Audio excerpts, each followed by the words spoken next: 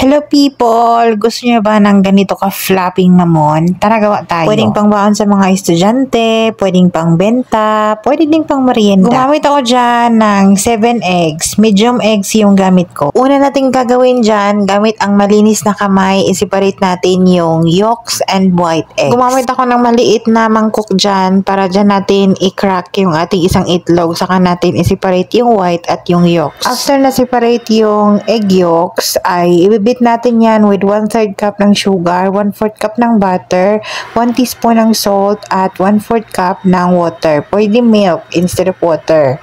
Pwede din oil instead of butter. Pangtanggal lang sa mga 1 teaspoon yan ng fresh lemon juice. Pwede kalamansi. Nag-an ako ng 1 cup ng cake flour. Wala akong cake flour. All-purpose ang gamit ko. Gumawa ako ng sarili kong cake flour. Nag-an ako ng 1 teaspoon baking powder. I-mix lang natin yan until wala na yung dry na flour. Dapat hindi overmix. Pwede kayong maglagay ng vanilla dyan as flavor para maging vanilla mamon siya.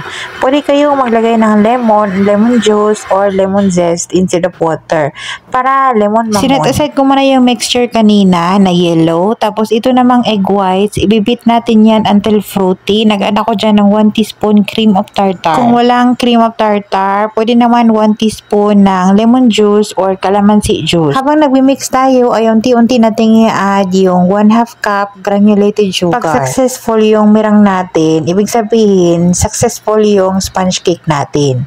Sponge cake na rin to or mamon. To make it successful yung mirang, simple lang. Walang tubig, dapat dry talaga yung bowl, pati yung mixer. Wala talagang dapat nakahalo dyan. Only egg whites, cream of tartar, at sugar. Kaya kung mag-separate kayo ng yolks and egg whites at gagawin nyo yung mirang yung egg whites, make it sure na hindi mabasag yung yellow. Kasi pag nahaluan na yan, wala na. Hindi na yan talaga magiging mirang na ganyan. Ibibit lang natin yan until mag-soft peak. Hindi stiff peak. Soft peak lang yung gusto ko dyan. Ibig sabihin, pagka iganyan mo yung mixer, ay magkukurve pa siya ng konti, hindi siya straight. Yung mirang na naiwan dun sa mixer. After nagawa yung mirang, kuha tayo ng konting merengue and then ihalo natin sa yellow mixture natin.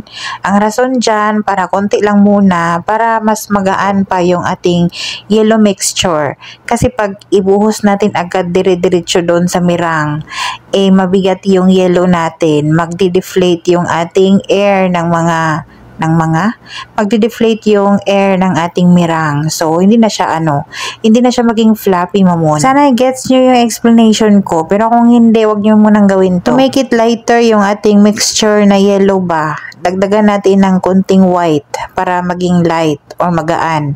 Saka natin ihalo doon sa lahat ng merengue.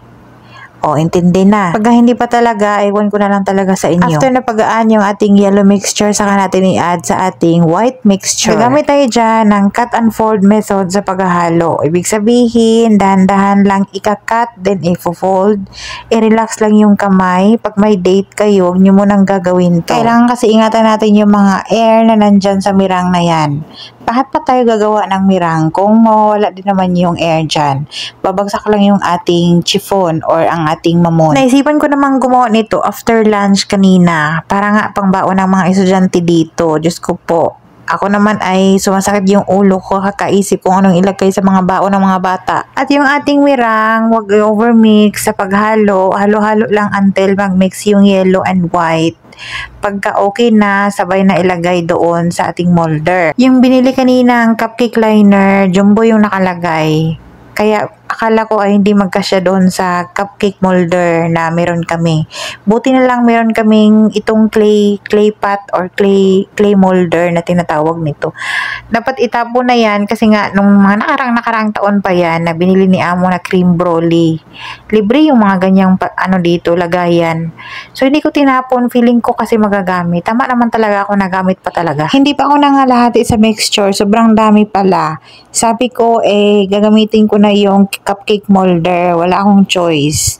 Trinay ko kasi naman pala yung cupcake liner. Wala akong molder ng torta or yung mamon molder talaga na lata. Mas maganda tingnan yun. Siyempre, naka-preheat yung ating oven bago natin i-bake, no? Naka-preheat ng 10 minutes. Yung temperature dyan ay 160 degrees Celsius.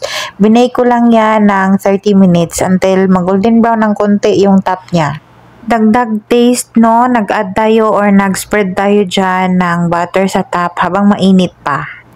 Yung butter ko nagamit dyan ay unsalted butter. Pwede kayong kumamit ng salted butter. Tapos, mag-add kayo ng cheese and sugar. Kung gusto nyo, yun talaga yung ano natin, yung mamon talaga natin, Filipino mamon. So, dahil sa mga bata dito, malamang masyak sila no paglagyan natin ng granulated sugar. Hindi pa sila nakakain. Actually, nasyak nga sila dyan dahil nilagyan natin ng cheese. Si Asis naman kumain siya ng cheese. Tapos, tinanong ko si Basma kung nagustuhan ba niya. Sabi niya, it's yummy pero very plain daw. Sabi ko, what if kung lalagyan natin ng jam sa loob? Yung sa top ay ano natin, itusukan natin ng jam sa center ba? Pwede nating lagyan ng jam yan, pwedeng lagyan ng chocolates or cream cheese frosting sa loob. Gamitan lang yan ng piping bag at piping tip. Pwede tayong maglagay dyan sa center ng jam. Any kind of jam. Pwede din cream cheese frosting. Jam or Nutella sa ilalim, parang ilagyan ng ano ba, chocolates, Nutella, parang mga ganun ng cream cheese frosting dito lang sa gitna, itusok lang.